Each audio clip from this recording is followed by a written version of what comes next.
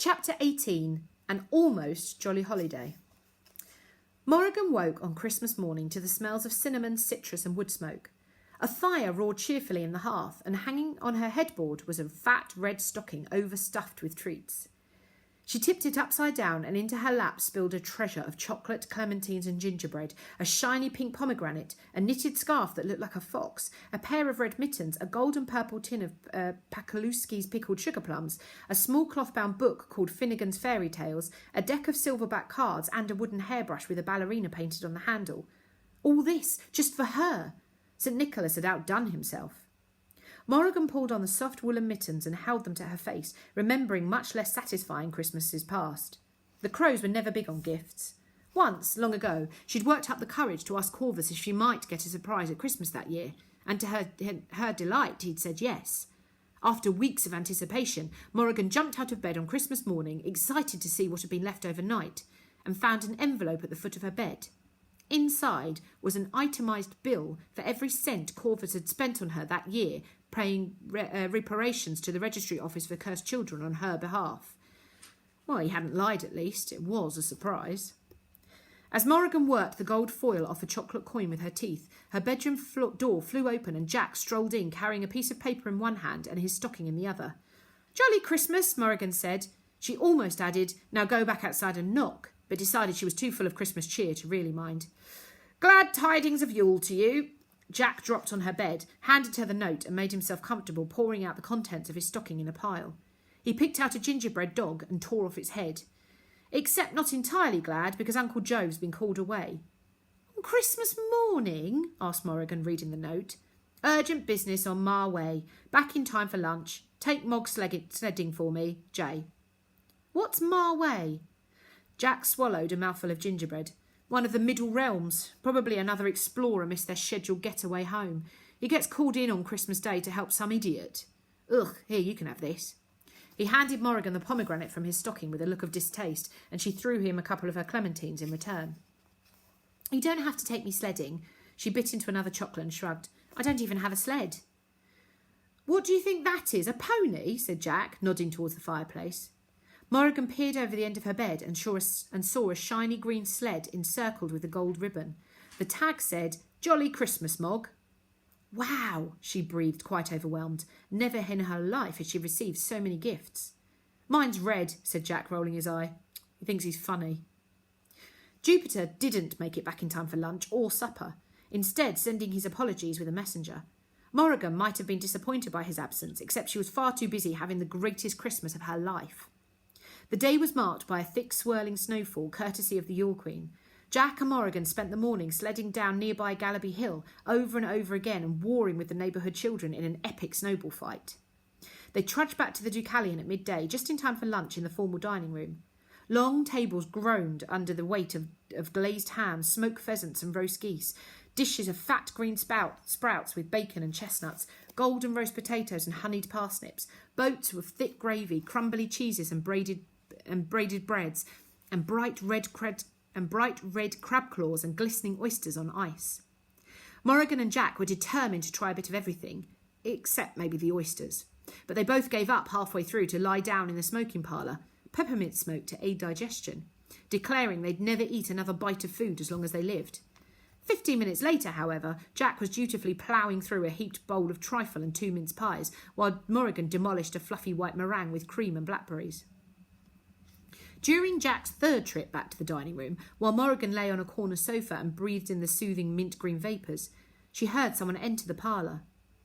"It's not that I don't trust him," said a man's voice. "He must know what he's doing. The lad's a genius." Morrigan opened her eyes sleepily. She could just make out 2 figures through the thick waves of smoke rolling out from the walls.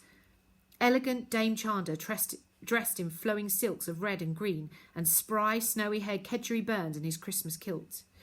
"Too clever for his own good," Dame Chandler agreed. "But he isn't immune to making mistakes, Riri. He's only human." Morrigan wondered hazily if she should let them know they weren't alone. She was about to clear her throat when...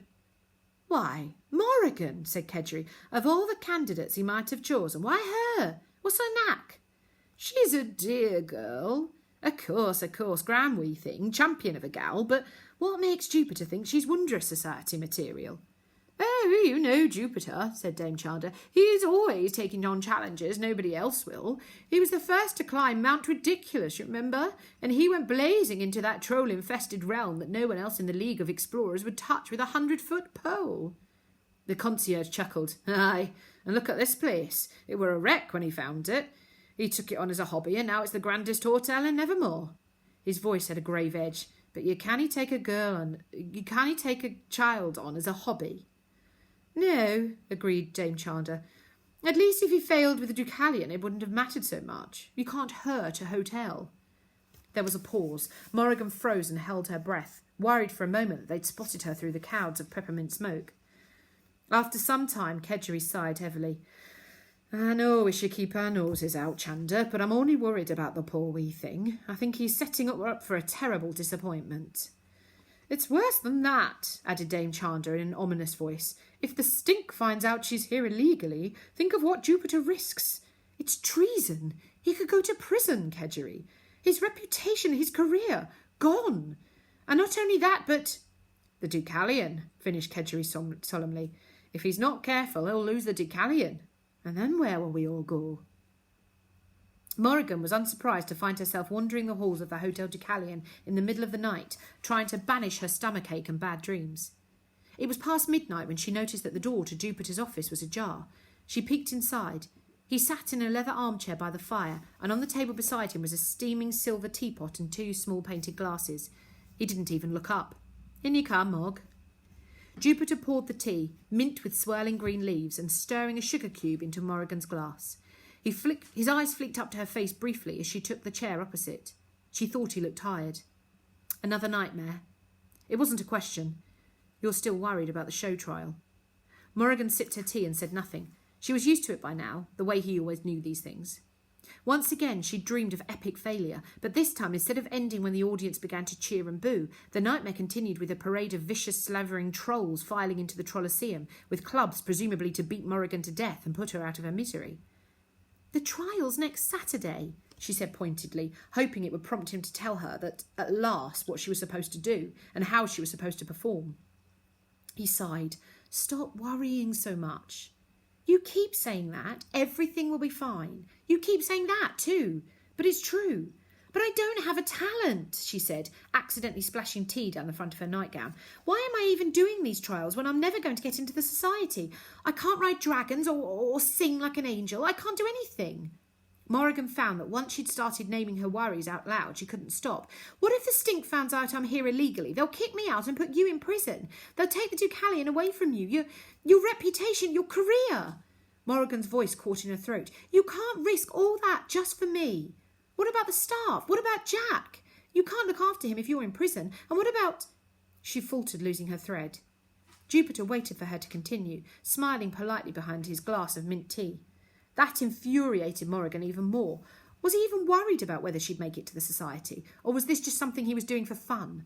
Was Morrigan just his hobby?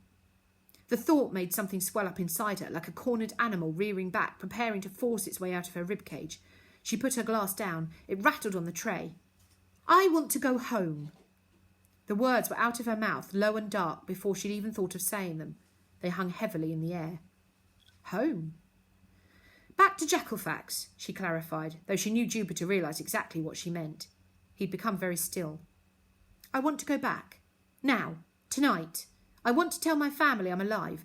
I don't want to join the Wanderers Society, and I don't—" The words wouldn't come easily. They fought her at every syllable. "I don't want to live at the Hotel Deucalion anymore." That last bit wasn't true, but she thought it would be easy if Jupiter thought so. Morrigan loved the Deucalion, but no matter how many rooms and hallways and floors it had, it would never be big enough to contain her growing dread of the show trial. Her worry felt like a monster, like the ghost that haunted the Deucalion's walls, seeping into her bones like winter, so that she would never feel truly warm. She waited for Jupiter to speak. His face was impassive, and so very still that she thought it might crack like a porcelain mask. He stared into the fire for a long time. "Very well," he said finally. His voice was soft. "We'll leave at once."